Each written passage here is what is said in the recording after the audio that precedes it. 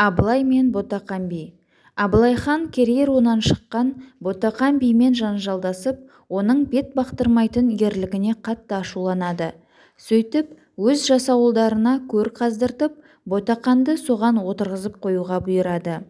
Хан үйіне келіп, бәйбішесіне Ботақанды тірідей көрге отырғызып қойдым дейді. Сонда оған әйелі: енді сен бізді орта жүзбен жауластырайын деп пе едің? Көрден дереу алып шық дейді. Абылай сол арада көрден шыққысын деп Ботақанға кісі жібереді. Намысқой Ботақан би: шықпаймын, адам көрге бір-ақ рет түседі деп ерегіседі.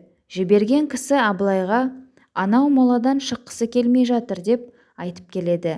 Енді көрге Абылайдың өзі барып, Ботақанды қолынан тартады.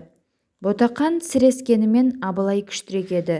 Ботақанды көрден жартылай суырып алғанда, сол кезде жүрегі шыдамай, өр кеуде би өліп кетеді. Орта жүздің адамдары Абылайға қатты ашу шақырады. Өйткені ол олардың жерінде 30 жылдан астам әмірін жүргізді.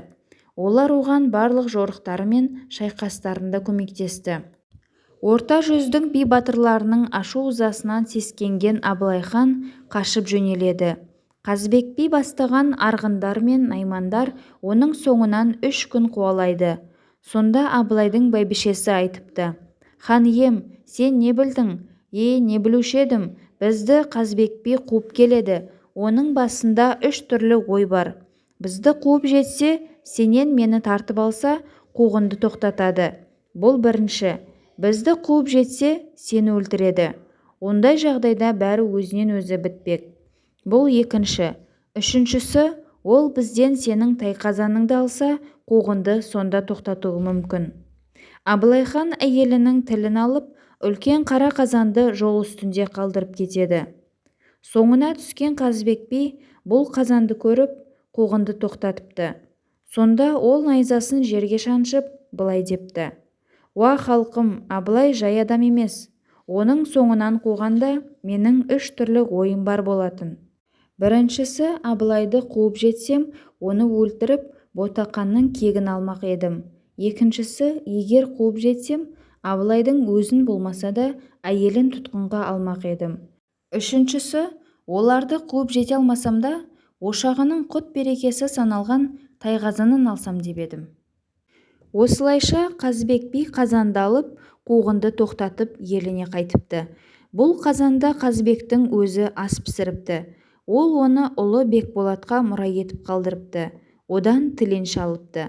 Тіленшіден соң қазанды Шама төре иемденіпті. Абылайдың қалмақ әйелінен туған ұлы бір жолы тіленшіге келіп, оған парсы кілемін жапқан түйе тартады. Сөйтіп әкесінің тайқазанын қайтаруын өтінеді. Бірақ тіленші қазанды бермей қалады. Көтеш ақынның осы оқиғаға орай айтқан өлеңі бар. Абылай ханға: Абылай, Ботақанды сен өлтірдің, есіл ер жазығы жоқ неге өлтірдің? Хан басын қарашыңмен даулы болып, үстіне ақ орданың қол келтірдің. Абылай күйіп кетті салған қалаң, мейрамға нейді сенің жапқан жалаң. Жанайды дәл бүгін күн босатпасаң, болады ертең жесір қатын балаң.